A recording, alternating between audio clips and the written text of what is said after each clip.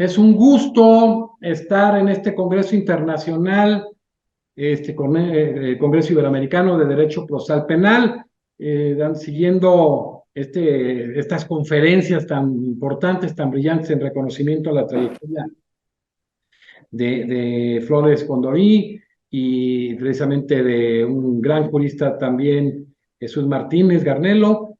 Y hoy tenemos a un jurista, un gran amigo primeramente, que quiero mucho, un gran jurista de nuestra región, de nuestra América Latina, a Alfredo Pérez Galimberti de Argentina. Alfredo, primeramente, bienvenido, sabes el cariño y la amistad que priva entre nosotros, y decirte que eres hoy en día, por decisión colegiada, miembro honorario de la Academia Mexicana de Derecho.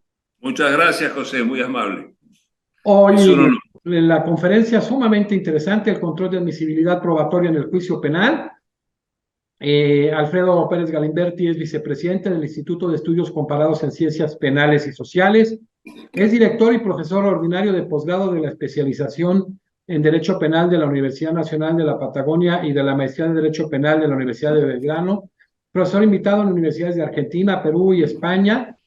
Miembro de la Asociación Argentina de Derecho Procesal, de la Asociación Argentina del Juicio por Jurados, de la Asociación Pensamiento Penal y de la Asociación Argentina de Profesores de Derecho Procesal Penal, abogado universitario especialista en Derecho Penal, director y profesor ordinario de posgrado de especialización en Derecho de la Universidad de la Patagonia y de la Maestría en Derecho Penal de la Universidad de Belgrano, miembro de la Asociación Argentina de Juicio por Jurados, de la Asociación Pensamiento Penal y de la Asociación Argentina de Profesores de Derecho Procesal Penal, y miembro honorario de la Academia Mexicana de Derecho. Juan Velázquez, te tengo el privilegio de presidir.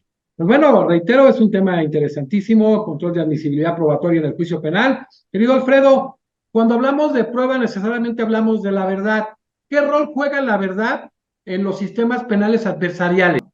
Se dice que el concepto de verdad fue de alguna manera perjudicado en los sistemas adversariales, puesto que ya la verdad no es el objetivo del proceso penal.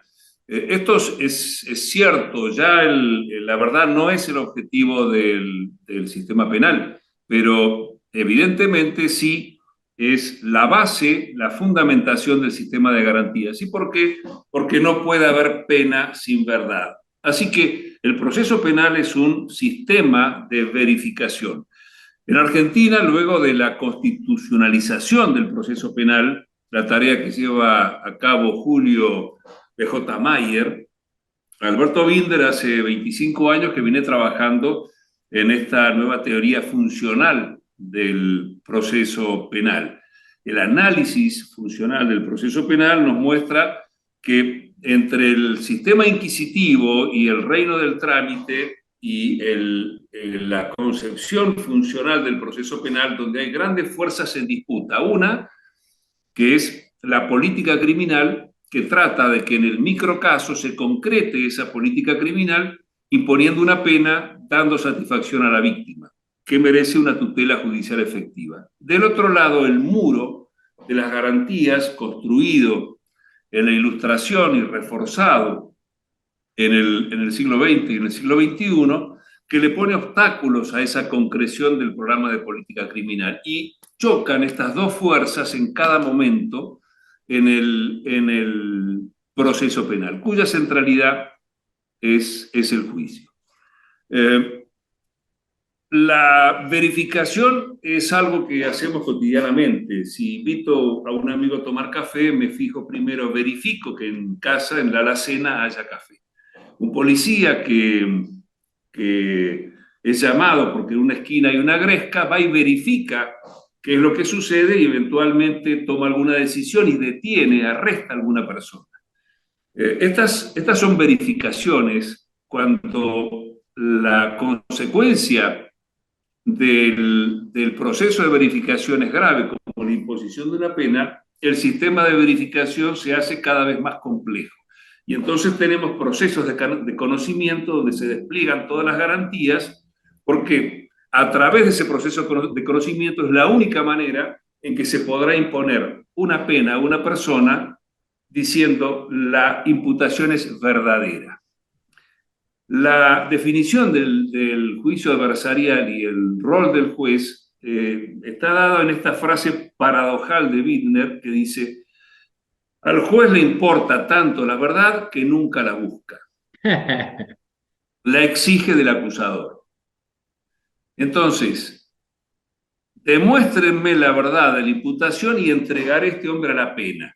Si no me demuestran esto, no habrá pena. Qué interesante, es cierto.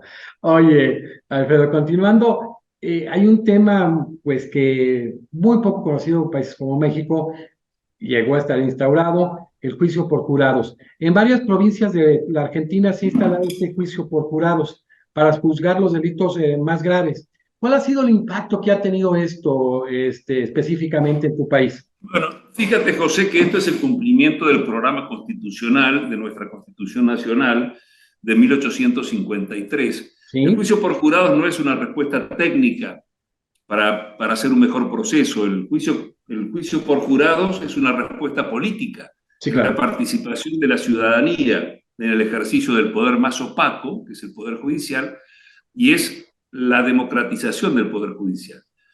La resistencia al juicio por jurados en nuestro país ha estado montada sobre la idea de que las personas no están preparadas para tomar decisiones en justicia. Es exactamente al revés. Las personas tienen una escuela de formación en el juicio por jurados y interviniendo en el juicio por jurados se adiestran en la intervención en las políticas públicas. Esta es fundamentalmente la importancia del juicio por jurados desde la perspectiva política. Desde la perspectiva procesal, el juicio por jurados es el horizonte de sentido. Todas las reformas que nos acercan al juicio por jurados son buenas y las que nos detraen son malas.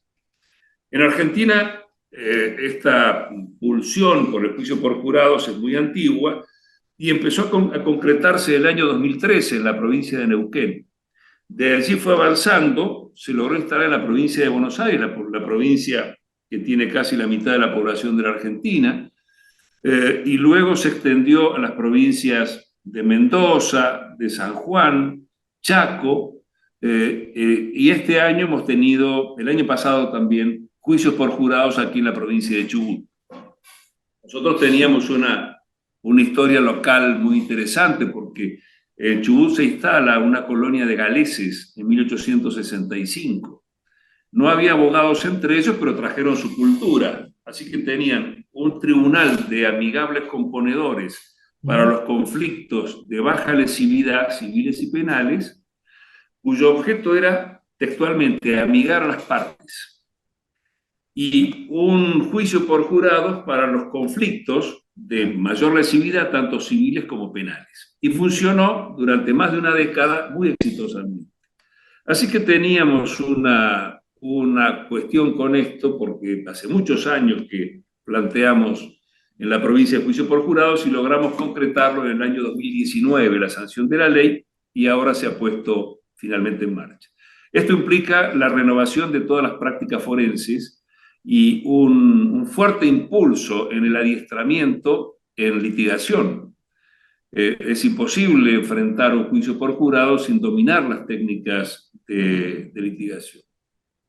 Esto también resignifica la tarea del Ministerio Fiscal. En los juicios profesionales, en el sistema mixto que teníamos aquí en Argentina, 3 jueces profesionales, era usual que la labor del Ministerio Fiscal a veces fuera débil y que fuera auxiliado por los jueces profesionales que entendían que no podían dejar digamos, crimen evidente sin castigo por un mal desempeño de la Fiscalía. Esto frente a un jurado es completamente imposible.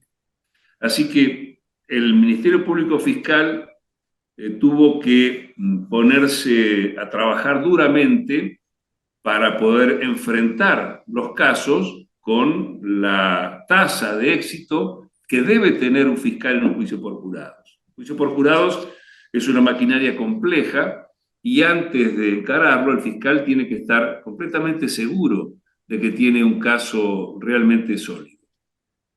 El juicio por jurados también elimina el recurso bilateral. Hay solamente recurso para el condenado, que tiene que justificar que ha habido, digamos, los yanquis llaman a este defecto, la miscarriage of justice, pérdida del embarazo, y nosotros lo traducimos como un aborto de justicia. Es decir, para que se revise el veredicto de un jurado, tiene que ser una decisión tan, pero tan injusta que no se puede consentir. Y esto normalmente es por mal trabajo de los jueces, por admitir prueba que no debe admitirse, por no admitir prueba que sí debió admitirse. En fin, estas son las razones usuales en que accidentalmente puede haber una nulidad de un juicio por jurado. Pero el fiscal tiene un solo disparo. Si no logra concretar el caso, tener un jurado que diga que tiene un veredicto de culpabilidad, no puede recurrir, no tiene recurso. No hay recurso. Y esto es muy bueno porque sabemos que los recursos son intergalácticos, ¿no? Nada. Un juez profesional no puede socializar su decisión. La gente no cree en los jueces profesionales y por eso tenemos una gama tan amplia de recursos. Es el nivel de confianza que se tiene en el jurado. Bueno, en el jurado se tiene confianza. Aquí tenemos ya una práctica de más de 600 casos por jurado, por lo menos, resueltos en el país en los últimos años, y no ha habido ninguna crítica a los veredictos. No ha habido ningún alzamiento popular, no ha habido ningún linchamiento de jurados, nada. En cambio, los jueces profesionales, cada vez que dictan una sentencia, se recurre ante una Cámara, ante un superior tribunal, ante la Casación, ante la Corte Suprema, la Comisión Interamericana, y vaya uno a saber dónde. Es una cuestión de nunca acabar. Otra cuestión que percibimos, porque, digamos, hemos aprendido los americanos la fuerza de lo empírico. El juicio por jurados está fundado en una episteme que es diferente a la episteme con la que trabajamos en el sistema continental europeo. Este tema del silogismo, en tener todo previsto en el código y adecuar la conducta a esa hipótesis y darle la respuesta a la hipótesis conforme la norma. Aquí partimos de lo inductivo, es decir, el juicio por jurado, por su raíz, tiene esta idea de que nos manejamos con estándares y no con reglas fijas, que el caso decide cómo se trabaja. Es decir, el caso tiene una fortaleza tan grande que a veces modifica los estándares. Y esto hace que tengamos que adecuar nuestra cabeza. Todavía no estamos en sintonía con aplicar el precedente. La jurisprudencia sigue siendo todavía un argumento de autoridad. Pero el camino es este, ¿no? Que los precedentes sean muy valiosos en la práctica de los juicios futuros. Y bueno, lo que estamos viendo con la investigación empírica de lo que está pasando en diversas circunscripciones es que hay un compromiso muy fuerte de la ciudadanía con la justicia y una gran satisfacción con la participación en el jurado. Los jurados que participan normalmente hacen la devolución de que están muy satisfechos con haber participado y haber tomado la decisión en ese caso. Así que eso es en todo caso un fortalecimiento del sistema democrático muy importante, que además imprescindible en este momento de tanto descrédito de las instituciones.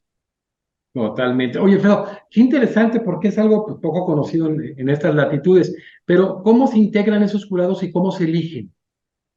Esos jurados se eligen del padrón, se eligen en nuestra provincia en general, es así, 700 cada 10.000 habitantes, se hace un padrón general, luego se depura ese padrón, toda la gente que no puede participar, ya porque es policía, porque es abogado, etc. En el jurado no debe haber personas que tengan autoridad.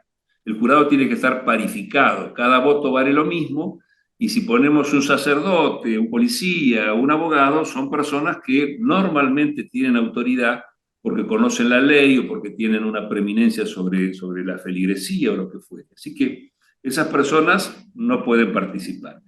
Del padrón depurado se escoge unos 50 jurados, por ejemplo, y de esos van pasando a una audiencia de guardir, es decir, es una vieja fórmula francesa incrustada en el lenguaje inglés por el dominio normando durante 300 años en Inglaterra. Bueno, este guardir, decir la verdad, hace que se examine a los futuros jurados y se deseleccione, ya sea por recusaciones fundadas o recusaciones sin causa, aquellos jurados que no participan de los valores que de mi lado quiero destacar.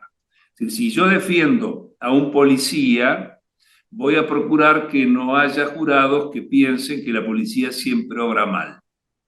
Si yo, por el contrario, abogo contra el policía, soy fiscal, voy a procurar que las personas que piensan que la policía siempre obra bien y que hay que tener una actitud tremendamente dura con las personas que cometen delito, voy a tratar de que no integren ese panel. Así que una vez que se realiza la audiencia de guardir y se agotan las recusaciones, queda conformado un panel de 12 personas, la mitad hombres, la mitad mujeres, y 4 suplentes, 2 hombres y 2 mujeres, y ese es el panel que va a intervenir en el juicio. Qué interesante, luego hay que hacer un congreso de este tema porque vale la pena, ¿no? Vale la pena ver las Te fortalezas. aseguro que vale la pena, te aseguro que es tremendamente disruptivo en el sistema de enjuiciamiento poner el jurado. Mejora las prácticas en todo sentido y en este tema que estamos conversando ahora, que es la admisión probatoria para el juicio penal, ha sido realmente, digamos, muy fuerte, muy fuerte. Perfecto. Muchas gracias. Alfredo, ¿cómo definirías las exigencias al Ministerio Fiscal para la presentación de un caso a juicio? Bueno, en el Código Nuevo de México, que lo he estado mirando en estos días, he visto que hay muchas similitudes con nuestros códigos procesales provinciales e incluso con bueno, te cuento un poco, nuestro Código Procesal Penal Federal solamente es un código adversarial hecho sobre la base de un código INESIP, pero está vigente solamente en jurisdicción de la Cámara de Salta y Jujuy, en el norte del país, una pequeña circunscripción. Todo el resto del país sigue con un código inquisitivo y con jueces de instrucción, y sin juicio por jurado, claro. Bien, en las provincias, en cambio, han pasado la mayoría, quedan solamente 2 o 3, a un proceso adversarial y una decena ya han incorporado el juicio por jurados. Las exigencias para el Ministerio Público Fiscal, vos sabés que en nuestra Constitución provincial se habla de que el fiscal debe ser imparcial. Y cuando trabajamos en la ley orgánica de la Fiscalía, esta nota de imparcialidad, averiguamos de dónde la traían los constituyentes y la traían de España. España también tiene una exigencia de imparcialidad. Nosotros en la ley orgánica hemos traducido esto por objetividad del fiscal. Pero yendo un poco más allá, si uno observa las nuevas normas de la Fiscalía, por darle un nombre, inglesa, la Fiscalía inglesa es muy joven. La policía llevaba el caso cuando no había un particular, la corona a través de la policía llevaba el caso y contrataba un barrister para el juicio. En 1986 se crea el Servicio de Prosecutoría de la Corona y va evolucionando esto hasta que hoy tiene una fiscalía más moderna. Y en el protocolo de actuación de la Fiscalía se le exige hacer un juicio imparcial sobre el caso antes de presentarlo a un juicio por jurados. Esto significa que el fiscal tiene que examinar la evidencia con la que cuenta. Ustedes creo que le dan a la palabra evidencia datos de prueba. Bueno, nosotros le llamamos evidencia, es decir, hacemos una diferencia entre evidencia y prueba. Antes del juicio, todo lo que tiene el fiscal y todo lo que tiene la defensa es evidencia. Cuando pasa por la contradicción, por el juicio, se convierte en prueba. Sí, acá es Así dato de que prueba. para manejarnos porque el término prueba es muy Sí, sí, sí. La anfibológico, evidencia y el dato de hablamos prueba. correcto. Eh, Bien, entonces, la Fiscalía tiene que hacer un juicio imparcial porque es un funcionario público sobre lo que tiene. Y si no tiene certeza de que va a lograr concretar en el juicio, en la producción o en el desahogo de prueba lo que la evidencia promete, entonces tiene que buscar una salida diferente.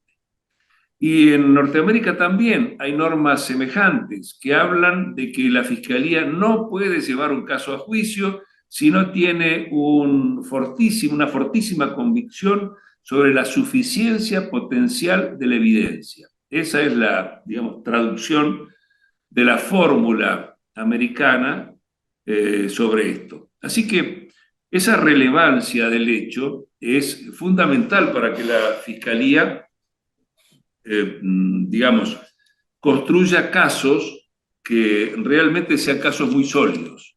Y esto también tiene que ver con la puesta en marcha del juicio por jurados. En alguna provincia, como en Buenos Aires, había un departamento, Bahía Blanca, donde al principio hubo un 50% de absoluciones, que es una cifra totalmente incompatible con el juicio por jurados.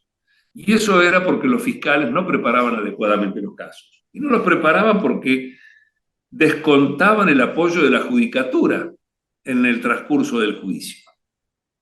Cuando este apoyo de la judicatura desaparece y quedan librados a su propia suerte, entonces se dan cuenta que su caso es débil. Bueno, esto está siendo corregido, te imaginas, a pasos acelerados. Así que la Fiscalía ahora está haciendo un trabajo mucho más sólido para presentar los casos.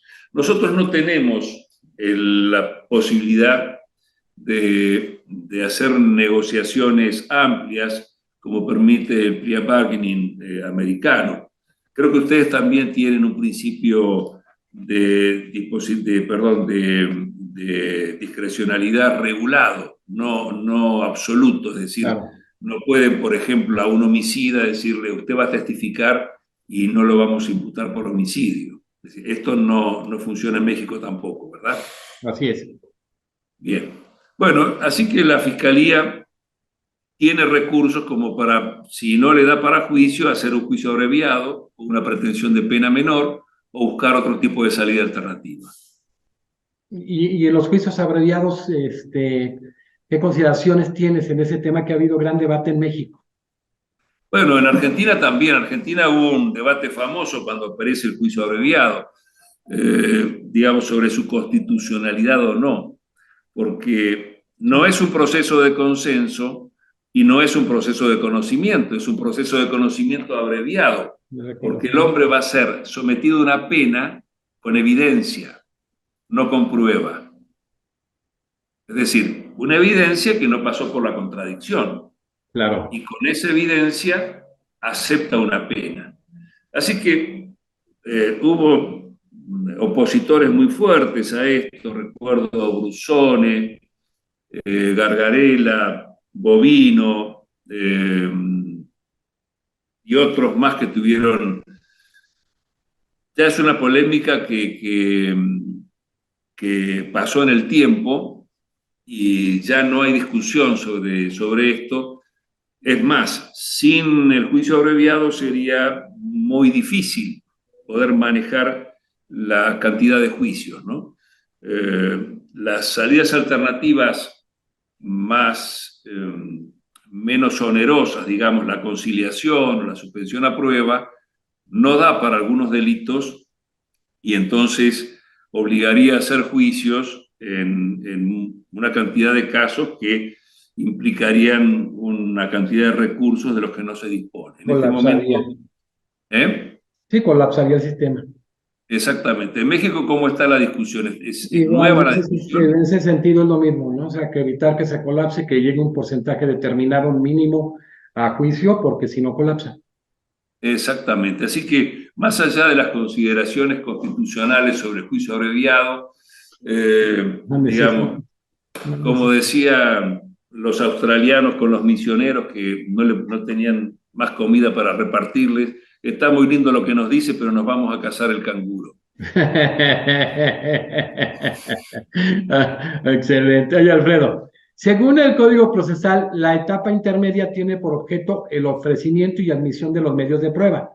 En el caso argentino, ya sabemos las denominaciones en México, así como la depuración de los hechos controvertidos que van a ser, en su momento, materia del juicio.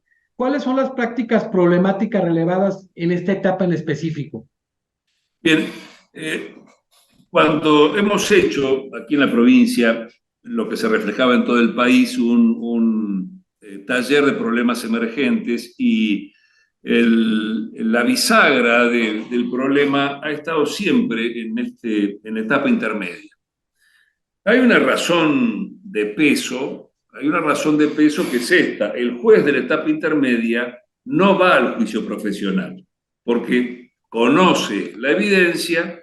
Entonces, para evitar la parcialidad, este hombre es excluido. Y los jueces que intervienen en el juicio no intervienen en la selección probatoria, en la admisibilidad de prueba.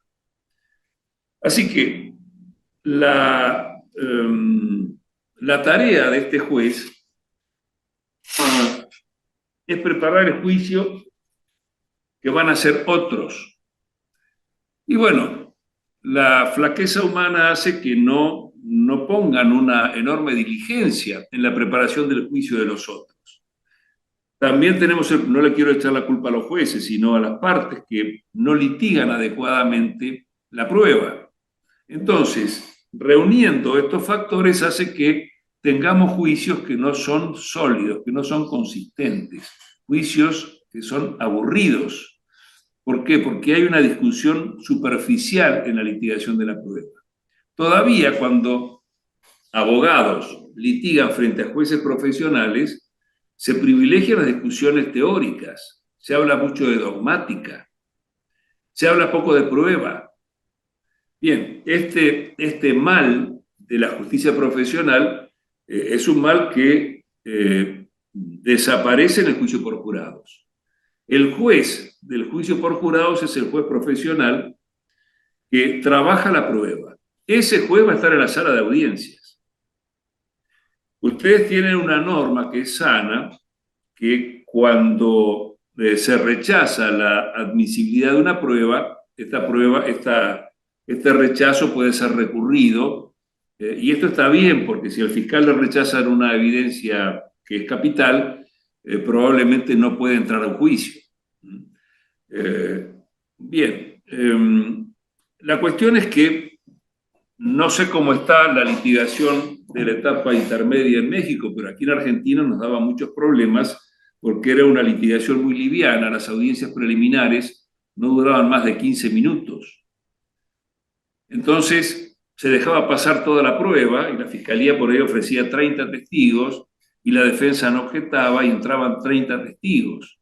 Así que 5 o 6 policías iban a hablar sobre el mismo secuestro del guante, y alguno no se acordaba de nada, otro se acordaba de algo. Y esto convertía a los juicios en juicios aburridos, largos, con prueba que debía ser descartada. Bueno, esto cambia completamente cuando se enfrenta el juicio por jurados. Las partes litigan duramente, la evidencia se tamiza, la audiencia no es una audiencia, sino que es una sucesión de audiencias, donde primero se establecen los hechos controvertidos según la teoría del caso de cada parte. Una vez que están establecidos los hechos controvertidos, se hace una primera depuración, que es los convenios probatorios. Si lo que se va a plantear es la legítima defensa, entonces no vamos a cuestionar la partida de defunción, este hombre está muerto, el hecho de que haya muerto no está cuestionado, el hecho de eventualmente la causa de muerte tampoco está cuestionada, no incorporamos ninguna cuestión médica, salvo si es necesario la autopsia por alguna razón vinculada a la mecánica del hecho. Es decir, se va haciendo una depuración muy fuerte, e incluso hay testimonios que pueden tener referencias a cuestiones que son inadmisibles y otros campos de información que sí son admisibles. Siempre nos manejamos con las reglas de admisibilidad de la prueba. La primera regla, la tradicional, la de Thayer, la de Bentham, es que toda evidencia pertinente es admisible en juicio. Pero luego hacemos el recorte. Puede ser pertinente, pero no es relevante, es decir, no es útil. Puede ser pertinente, pero es superabundante. Puede ser pertinente, pero se ha obtenido ilegalmente, así que la eliminamos y toda la prueba en consecuencia, fruto del árbol venenoso. Bien, todo eso hace que se vaya recortando. En el jurado, además, tenemos una supresión de evidencia que puede prejuiciar al jurado. Por ejemplo, hay un homicidio de un infante y tenemos 30 fotos. Y las 30 fotos, hay una o dos imprescindibles para mostrar la mecánica de la muerte. Y hay 20 que solamente sirven para impresionar los sentimientos del jurado. La defensa va a pedir que se excluyan y el juez las va a excluir. ¿Por qué? Porque no está pensada esa evidencia, no, digamos, desde el punto de vista de su utilidad, no es relevante para un aspecto del hecho, es solamente relevante en el sentido de mover los sentimientos del jurado. Y el jurado se debe guiar solamente por la prueba objetiva. Así que la evidencia que confunde, la evidencia que prejuicia, esa evidencia debe desecharse. También hay una discusión muy fuerte sobre la prueba pericial. Todavía en los sistemas adversariales, en el nuestro, en el de ustedes me parece que algo también de esto funciona. Los peritos parecen ser peritos del juez. Así que la defensa todavía no puede organizar su propia prueba, sino es a través de la prueba judicial. Tenemos que en el código, ya en el nuevo Código Federal Argentino, que evoluciona sobre nuestro código, es del año 2005, entró en vigencia en el 2006, y fue una de las fuentes del Código Federal Nacional. El tema de prueba pericial en nuestro código todavía está maltratado, todavía el fiscal o el juez son quienes organizan la prueba y con ellos se fijan los puntos de pericia. En los sistemas claramente adversariales, cada parte prepara sus expertos y lleva a sus expertos a la audiencia, a la etapa intermedia donde se hace el descubrimiento. Pero bien, en cuanto a la selección de expertos es un problema de la parte. Y entonces lo que empieza a funcionar es el control en esta etapa de la validez científica, metodológica del experto que se trae.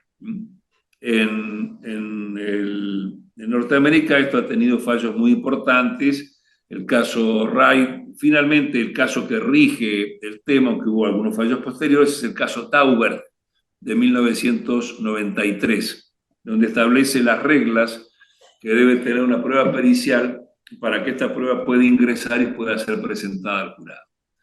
Así que, bien, hay decíamos, un problema de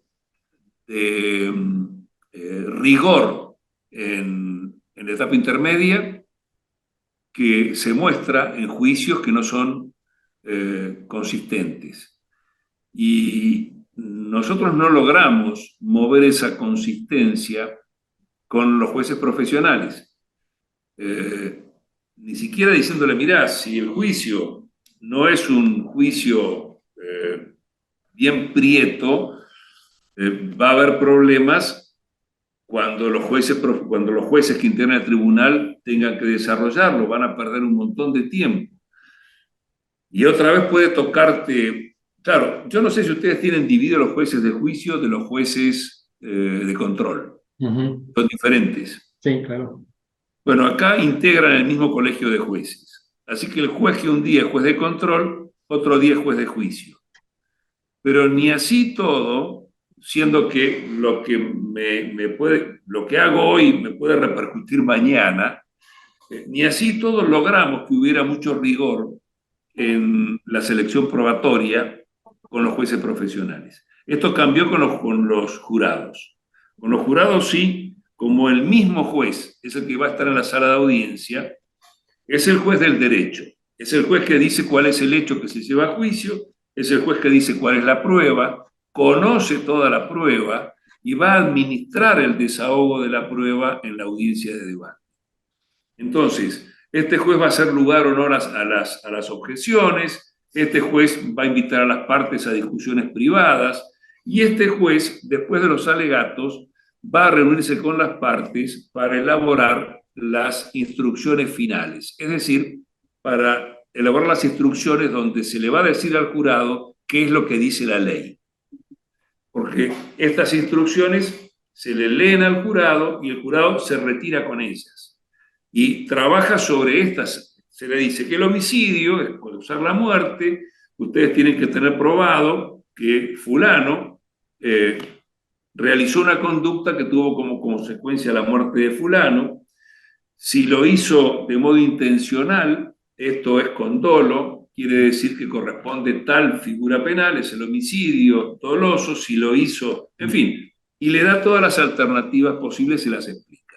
Las partes, estas instrucciones las tienen preparadas mucho antes.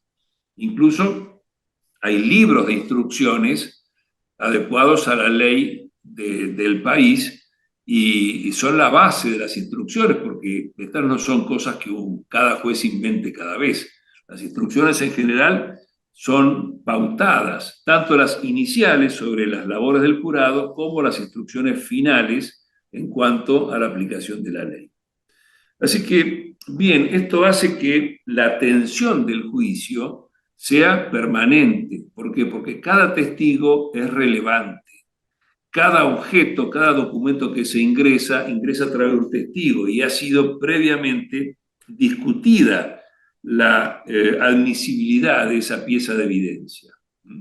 Así que, digamos, creo que hemos ganado en calidad de administración de justicia largamente con la incorporación del jurado. Y esperamos que esas prácticas se derramen sobre toda la administración, sobre todos los jueces, incluso los juicios con jueces profesionales. Es interesante, reitero, ver después todo un congreso en relación a este juicio por jurados, sobre todo viendo hoy, pues ahora sí que lo que sucede en Argentina, muy interesante, ¿no? Y en vías de mejorar la práctica judicial. Alfredo, ¿hay alguna teoría del caso, ya la abordaste tú, de la defensa que deba ser presentada de una forma obligatoria en esta etapa? Claro, fíjate que en los jueces profesionales, en los juicios con jueces profesionales, por ahí aparece un testigo que dice, el día del hecho, fulanito, que es el acusado, estaba tomando el té en mi casa. Y me acuerdo porque era mi cumpleaños. Bien, y entonces ahí, ¿qué aparece? Una coartada. El testimonio no ha sido descubierto. Se ha dicho que iba a hablar en relación al hecho, no ha sido preciso. La práctica de tener atestaciones previas por parte de la Fiscalía y la Defensa es una práctica casi novedosa. La Defensa y a veces la Fiscalía también se conformaba con decir fulano de tal va a testificar sobre aspectos del hecho. Y esto no nos dice nada. ¿Por qué? Porque no podemos preparar el contraexamen. Entonces, si una persona trae esta evidencia de coartada en un juicio por jurados, lo que obliga es que la Fiscalía va a pedir la suspensión del juicio para preparar prueba de refutación. La segunda defensa que hay que anunciar es la defensa de inimputabilidad.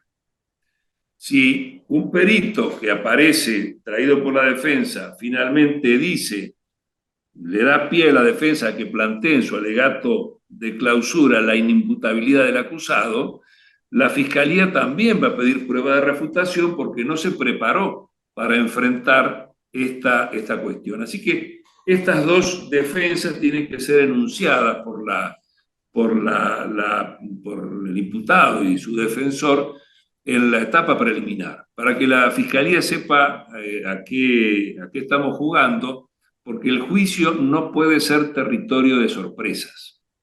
El juicio es para la producción, para el desahogo de la prueba, no para sorprender a la contraparte. Claro, claro. Alfredo, para concluir, ¿qué opinión te merecen las reglas de evidencia del sistema americano? Y si vamos en ese mismo sentido o vamos en un sentido diferente. Bueno, fíjate, nuestros códigos procesales están construidos sobre los códigos de la Inquisición. Uno advierte que el Código Imeric de 1376, la Constitución Carolina, tenían este mismo sistema donde, y si te fijas el Código anterior de México, le dedica un montón de buena parte de su articulado a prever cómo el investigador tiene que hacer su investigación. Eso es una herencia del sistema inquisitorial. En realidad, los códigos modernos no deberían decir una palabra de esto. El investigador que investigue como quiera, investigue mediante inteligencia artificial, que haga lo que quiera. Lo que pasa es que al presentar la prueba tiene que ceñirse a las reglas de garantía que le establecen límites. El primer círculo está el señor K, que es el señor Kant, el que dice, el hombre no es medio de nada, el hombre es un fin en sí mismo. De manera tal que no se lo puede torturar, no se lo puede obligar a que declare contra él, a que produzca evidencia. Por ahí no se puede transitar. El segundo círculo son las autorizaciones judiciales. Para meterse en mi casa, para escuchar mis llamadas telefónicas, meterse en mi teléfono, en mi computadora, orden judicial. Si no, esto no vale. Y el tercer círculo de protección son las normas que rigen la evidencia. Confesión, testimonio, pericia, documentos, informes y objetos. Son los 6 canales de producción de prueba. Así que si quiero llevar un testigo, tengo que cumplir con las pautas para que ese testigo pueda llegar al juicio y declarar. Bien, pero todo este material sobre la adquisición, la custodia, la conservación, la producción y la valoración de la prueba está metida dentro de los códigos procesales nuestros. En cambio, en los sistemas adversariales clásicos tenemos reglas de procedimiento, tenemos reglas éticas, también están mezcladas en nuestro código, y finalmente, a partir del siglo XX, reglas de evidencia. Estas reglas de evidencia es la acumulación de la experiencia judicial a través de muchos años. A principios del siglo XX comienza a trabajarse en la Asociación de Abogados sobre las reglas de evidencia. El primer código de evidencia es el de California en los años 70, luego las reglas federales de evidencia en el 75, nosotros hemos trabajado mucho con las reglas federales de evidencia, con las reglas de evidencia de Puerto Rico, cuya última versión es del 2010, porque, digamos, lo facilita el castellano, así que hemos trabajado con la obra de Manuel y Jiménez, el Prontuario de Derecho Probatorio, y se ha convertido en una suerte de soft law para nosotros. Acudimos bastante porque estas reglas de evidencia son muy completas en cuanto a la presentación de la prueba, digamos, la exclusión de prueba de oídas, por ejemplo, todo lo que es prueba de referencia, que entre nosotros es muy vago. Bien, aquí está descrito con mucho detalle. Así que estamos utilizando bastante las reglas de evidencia como soporte prácticamente doctrinario. Si construiremos en el futuro reglas procesales separadas de reglas de evidencia, es temprano decirlo, pero hace falta todavía pasar bastante agua bajo el puente en materia de jurados para que podamos ir construyendo con las decisiones judiciales reglas de evidencia propias, hasta que podamos ir puliendo un sistema de prueba que sea confiable. Lo que te digo es que ya hay provincias como el Chaco y La Rioja que han establecido, todavía no han tenido juicios civiles por jurados. Ah, mira. Imagínate en cuestiones de derecho del consumidor o cuestiones ambientales. ¿Quién le pone el cascabel al gato? A las grandes empresas. Si no son los ciudadanos, no se las pone nadie. Los recursos son infinitos. El juicio por jurados en este tipo de cuestiones parece un avance realmente muy, muy significativo.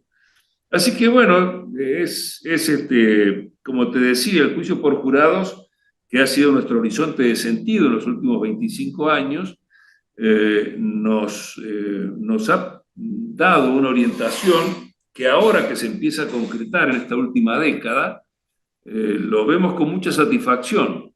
Así que esperamos que el resto del país se pliegue a este movimiento y que tengamos una justicia penal más sólida y con una participación democrática más importante.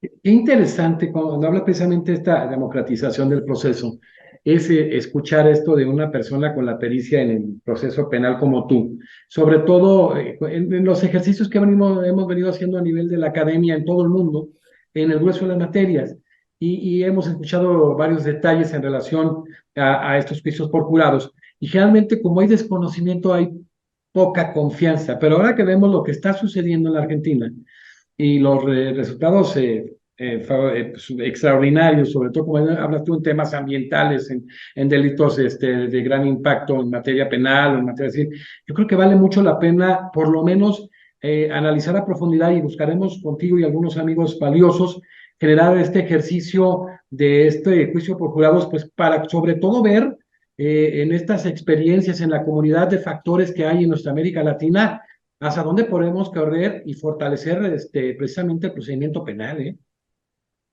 Te digo que nosotros lo vemos con una enorme satisfacción, hay un crecimiento permanente.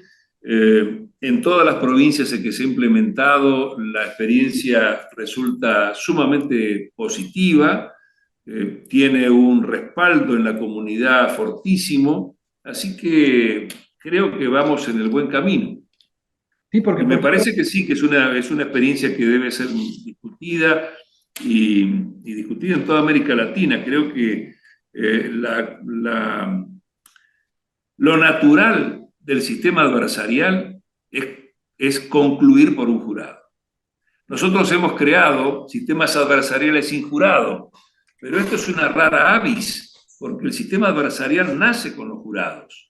El sistema de la Inquisición no tiene jurados. El sistema adversarial siempre tuvo jurados. no decimos no se puede democratizar un sistema inquisitorio, es imposible. Exactamente. Pero como no había una confianza, había temor por esto, bueno, dijimos, sistema adversarial, pero jurados esperamos. Y no hay que esperar, hay que empezar.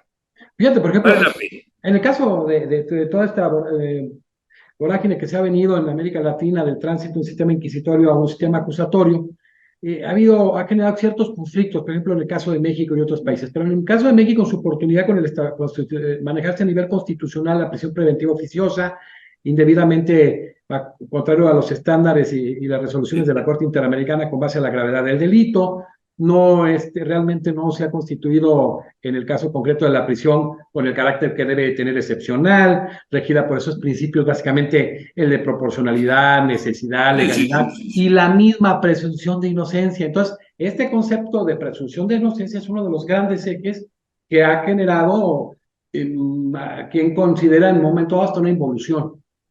Sí, exactamente. Bien, hemos tenido graves involuciones en el siglo que corre. Después de las Torres Gemelas, la tortura se legalizó con el Acta Patriótica. Y países que parecían muy civilizados, como Estados Unidos e Inglaterra, han considerado admisible la evidencia de tortura, siempre que no fuera practicada en el suelo propio. Por eso Guantánamo y bueno, en fin, los ingleses ya cortaron con esto, pero los americanos entiendo que todavía siguen admitiendo evidencia obtenida bajo apremio.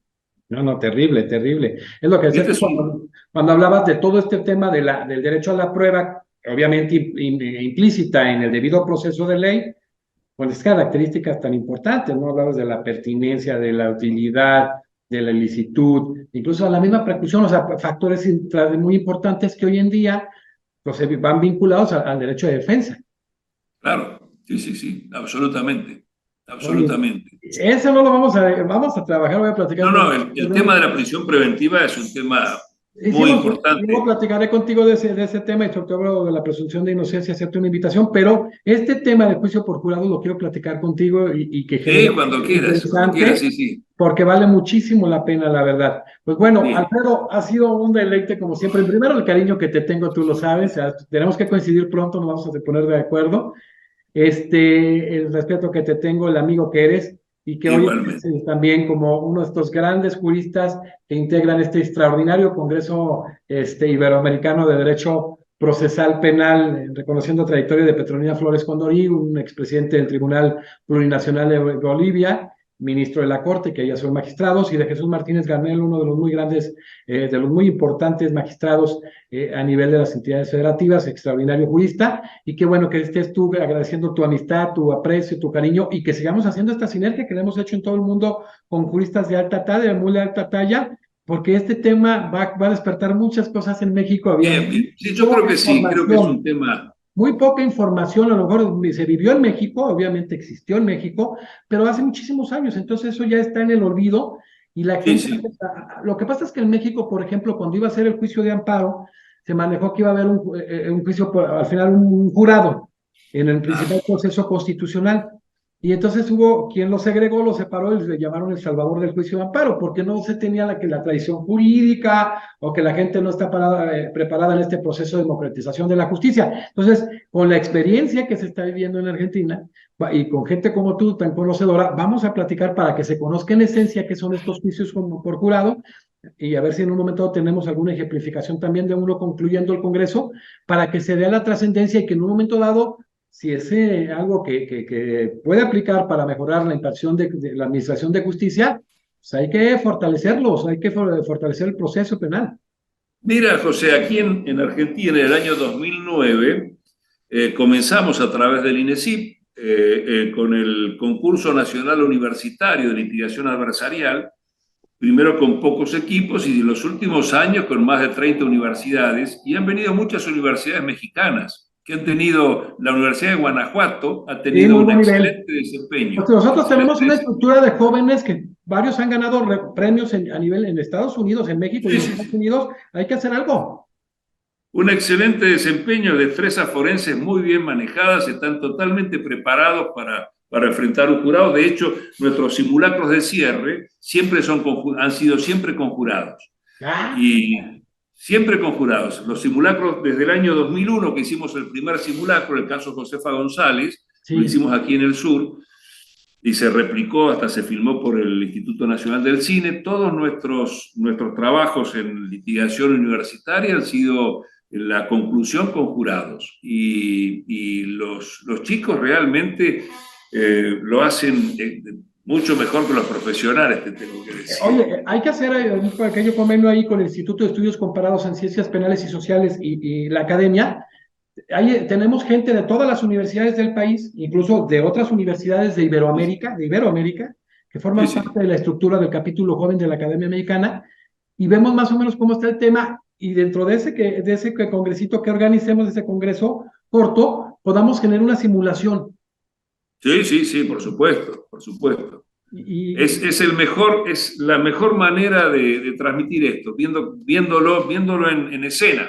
no, y si permeamos con los jóvenes mexicanos, por ejemplo, y en otras partes de América, podemos generar esta inquietud para que, a final de cuentas, se profundice en el tema de este tipo de juicios por jurado y se Sí, conozcan sí, en sí. profundidad antes de hacer un juicio. Así es, ¿Te así es. parece? Sí, perfecto, perfecto. Muchísimas gracias, querido Alfredo. Pues ha sido un privilegio hoy tener a un Bueno, ha sido extraordinario un amigo. gran placer, José, volver a conversar un rato contigo. Siempre, siempre muy agradable y espero que podamos repetir estas conversaciones más a menudo. No, y vernos ya en físico, ya antes ya tenemos mucho tiempo que no nos reunimos, hay que reunirnos en físico, nos ponemos de acuerdo. Hoy ha Muy sido bien. un privilegio tener al doctor Alfredo Pérez Galimberti de Argentina con el tema control de admisibilidad probatoria en el juicio penal, donde estamos viendo beneficios también del tema tan importante que es el juicio por jurados. Y bueno, Alfredo es vicepresidente del Instituto de Estudios Comparados en Ciencias Penales y Sociales, entre otras cosas. Es profesor, director y profesor ordinario de posgrado de la especialización en Derecho Penal en la Universidad Nacional de la Patagonia y de la maestría en Derecho Penal de la Universidad de Belgrano, miembro honorario de la Academia Mexicana de Derecho Juan Velázquez. Y bueno, agradecemos continuando con este extraordinario congreso con la presencia de juristas del grueso de Iberoamérica, juristas altamente reconocidos no nada más en América Latina, sino también en parte de Europa. Muchísimas gracias, querido Alfredo. Gracias, José. Hasta la próxima. Gracias, nos vemos en la siguiente conferencia.